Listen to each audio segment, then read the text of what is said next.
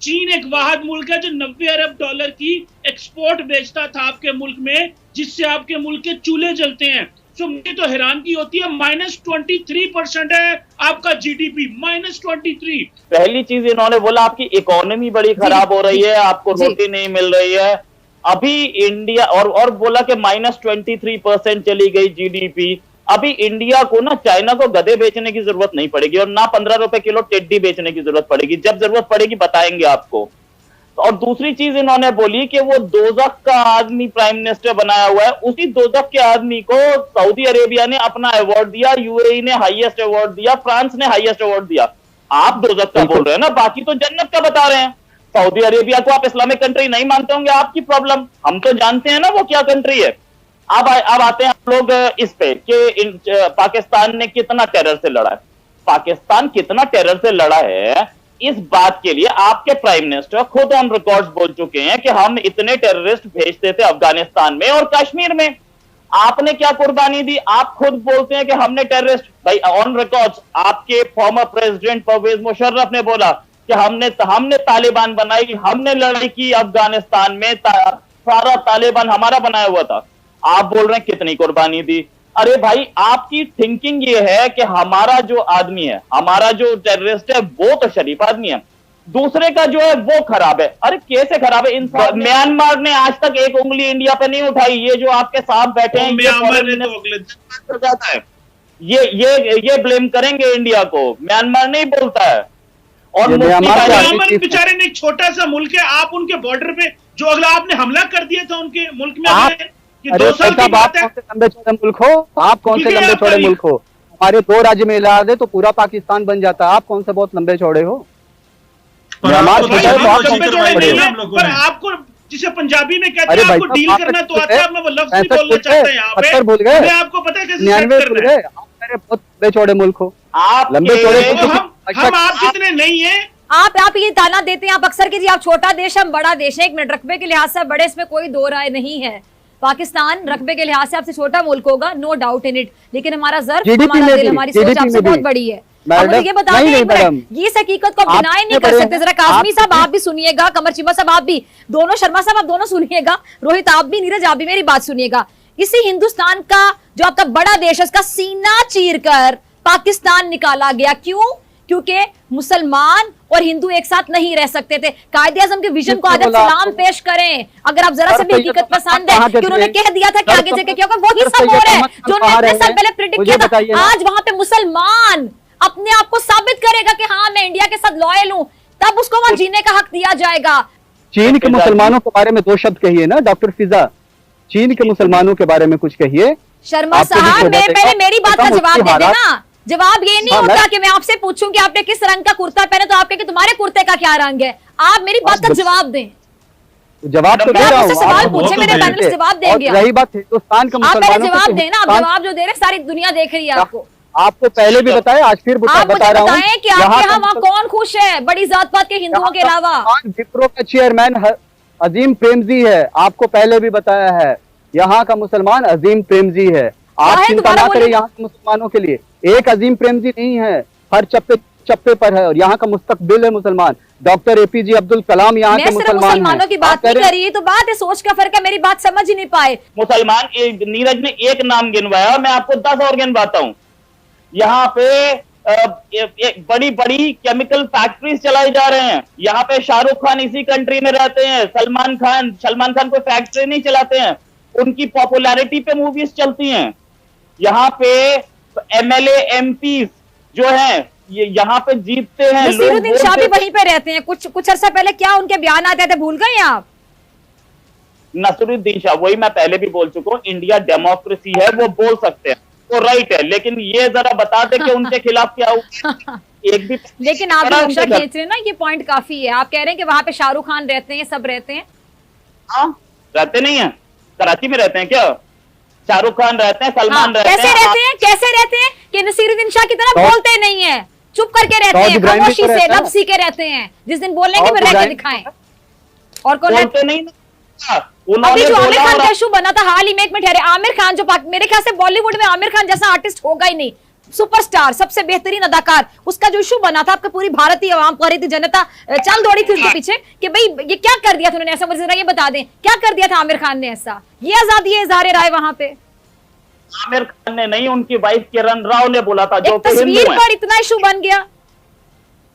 आमिर खान ने नहीं, उनकी वाइफ एक तस्वीर थी ना उनकी। दूसरी चीज आमिर खान जी, काज़मी साहब मेरे ख्याल से मेरा पॉइंट नहीं समझ पाए, आपको याद होगा ये इशू। जी काज़मी साहब। जी बिल्कुल, आमिर खान साहब की मिसाल हमारे सामने है, नसीरुद्दीन शाह साहब हैं, शबाना आजमी ने कहा कि मैं यहाँ पे घर नहीं खरीद सकती हूँ, कुछ एरियाज में मुझे घर नहीं खरीदने दिया जाएगा। तो बहुत सारे लोग हैं, पर प्रॉब्लम यह है कि जब वो बोलते हैं तो उनकी आवाज को दबा दिया जाता है। ओम पुरी साहब ने जब कहा था, ओम पुरी साहब के ऊपर इन्होंने कैसे अटैक किया। और दूसरी बात यह कि ये जो इनका तरीका कार है करंट रेजीम का, ये इनकी पार्लियामेंट से शुरू होता है। अभी जो किसानों के हवाले से इन्होंने 2 बिल पास किए हैं, किस तरह इन्होंने अपने टीवी की आवाज वहां पे म्यूट कर दी, वहां पे सिलेक्ट कमेटी को वो बिल नहीं भेजा, तमाम पार्टी प्रोटेस्ट करती रही। जी मैं कांग्रेस पार्टी, मुझे क्या जरूरत है ज्वाइन करने की कांग्रेस पार्टी, पर मैं आपको एक हकीकत बता रहा हूँ। आपके शब्द तो सारे के सारे कांग्रेस पार्टी वाले ही है, इसीलिए कह रहा हूँ कि आप कांग्रेस पार्टी नीरज जी आपको पता है, मैं आपको खबर दे दूं, उस बिल की 13 पार्टीज ने 13 पार्टीज ने मुखालफत की। अगर आपके ट्रेडिशंस के मुताबिक, पार्लियामेंट के ट्रेडिशंस के मुताबिक अगर एक वहां पे भी एमपी ये मुतालबा करता कि इसको सिलेक्ट कमेटी को भेजें, तो भेजना चाहिए था। 13 पार्टीज 13 पार्टीज ने मुतालबा किया कि सिलेक्ट कमेटी को भेजें, सिलेक्ट ताकि इसकी स्क्रूटनी हो। नहीं भेजा इसलिए कि बड़े कॉर्पोरेट वर्ल्ड को खुश करना था, अंबानी को खुश करना था, मोदी जी ने अपने दोस्तों को खुश करना था। लोकसभा राज्यसभा में कितने वोट से पास हुआ दोनों बिल? लोकसभा और राज्यसभा में कितने वोट से पास हुआ दोनों बिल? 13 पार्टी अगर एक सांसद लेकर के बैठा है, एक सांसद लेकर के बैठा है, तो जरूरी नहीं ना कि वो जो 13 पार्टियां कह रही है वो सही कह रही हो। नरेंद्र मोदी देश के प्रधानमंत्री हैं, सबसे बड़ी पार्टी है, सबसे बड़ी पार्टी है, सबसे ज्यादा सांसद। मैं आपको जवाब देता हूँ, मैं बिल्कुल आपको जवाब देता हूँ। आपने बड़ी अच्छी बात की कि देखें प्रॉब्लम ये है, जी मैं आपको बताता हूं ना, प्रॉब्लम ये है कि जमहूरियत जो होती है, डेमोक्रेसी जो होती है, वो आपकी वैल्यूज में नजर आती है, डेमोक्रेटिक वैल्यूज होती हैं। जहां पे 13 पार्टी सिर्फ ये कह रही हैं कि इस बिल की स्क्रूटनी हो, सिलेक्ट कमेटी को भेजे नहीं। पर जो डिक्टेटर है, जो डिक्टेटर माइंडसेट है, जो इंतहा पसंद माइंडसेट है, उन्होंने कहा नहीं हम बुलडोज करेंगे। अच्छा मुझे तो ये बताएं ना जरा, एक मिनट ठहरे, मैं चैलेंज कर रहा हूँ, जहां गलत होंगे बोलूंगी। सुन रहे हैं मेरे अल्फाज, मेरी बात सुने, मेरे अल्फाज सुन रहे हैं? जहां गलत होंगे मेरे प्राइम मिनिस्टर खुल के बोलूंगी, खुल के बोलूंगी। जहां वो गलत होते हैं खुलकर बोलते हैं अपने प्रोग्राम में। जहां गलत होंगे वही तो कहा जाएगा। मेरी बात सुनिए एक मिनट, मैं अपने मुल्क के लिए सहाफत कर रही हूँ, प्राइम मिनिस्टर के लिए नहीं कर रही हूँ। जहां मेरे प्राइम मिनिस्टर मेरे मुल्क के गलत होंगे, मैं खुलकर बोलूंगी। मैडम मेरे मुल्क से ऊपर नहीं है कोई भी प्राइम मिनिस्टर। फिजा जी मैं जवाब दे रहा हूँ जी जनाब। हाँ, पहली चीज इन्होंने बोला इंडिया जी डेमोक्रेसी से काम कर रही है, डिक्टेटरशिप है। ये हमें वो कंट्री बता रहा है जो खुद आधे टाइम इंडिपेंडेंस के बाद डिक्टेटरशिप में आर्मी रूल में रहा है। हमें बता रहे हैं डेमोक्रेसी कैसे चलती है। बहुत बढ़िया, आपके अपने खुद के अंदर तो डेमोक्रेसी रही नहीं, आप हमें बताएंगे डेमोक्रेसी कैसे चलती है। दूसरी चीज, अरे भाई मुझे ये बताओ, आपके कंट्री में परफॉर्मर्स, सिंगर्स आके परफॉर्म करके जाते हैं।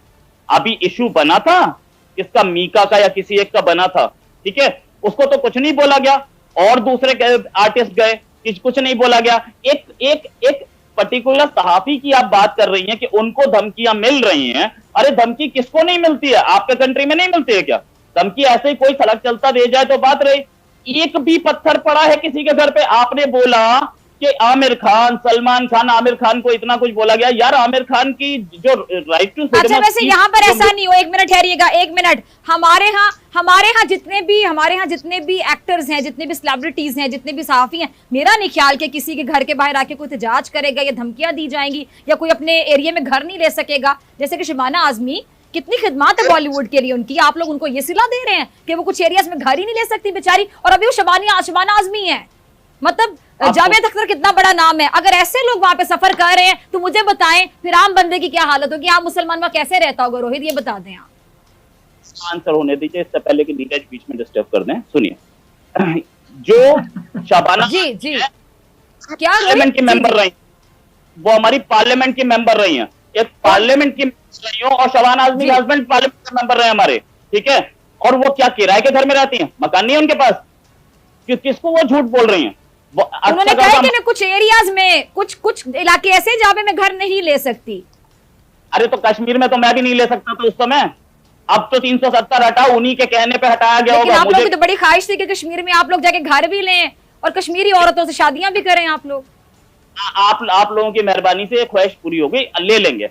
अब इसके बाद एक इशू पे जो मैं बात, जी अतर, हाँ जी मेरे पास आखिरी 2 मिनट है जी, फिर मुझे अतर का लास्ट कमेंट चाहिए। जी रोहित, जो आमिर खान और आपकी वो सहाफी ने के पास थी, आमिर खान को अगर किसी ने, आमिर खान ने ये बोल दिया, आमिर खान की वाइफ ने ये बोल दिया कि इंडिया में डर लगता है, तो किसी और ने भी बोला कि आप चले जाइए पाकिस्तान, तो दैट मींस ट्रोलिंग, कोई धमकी नहीं मिली है और बोलने का राइट उसका भी है। आपको ये किसी ने उसको नहीं बोला मार देंगे, किसी ने नहीं बोला। ऐसा आयशा बीबी स्टाइल कहीं नहीं होता कि आपको कनाडा जाके सेटल होना पड़ जाए, आपके कंट्री में होता होगा ये, हमारे कंट्री में इंडिया को, this is the beauty of Indian democracy and freedom.